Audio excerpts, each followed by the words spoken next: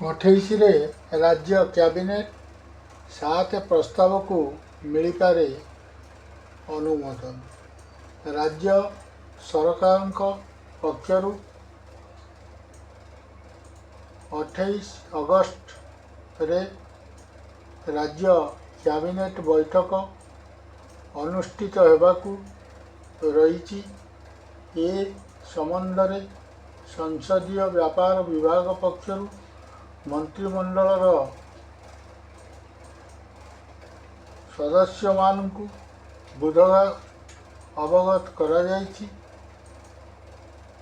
ବିଶ୍ୱସ୍ତ ସୂତ୍ରରୁ ମିଳିଥିବା ସୂଚନା ମୁତାବକ ଲୋକସେବା ଭବନର ତୃତୀୟ ମହଲାରେ ଅପରାହ୍ନ 5ଟାରେ ଅନୁଷ୍ଠିତ ଥିବା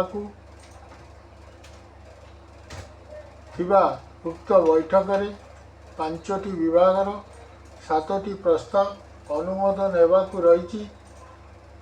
ତନ୍ମଧ୍ୟରୁ ପୂର୍ତ୍ତ, ରାଜସ୍ୱ ଭଳି ଅନ୍ୟାନ୍ୟ ବିଭାଗର ପ୍ରସ୍ତାବ ରହିଥିବା ଜଣାଯାଇଛି।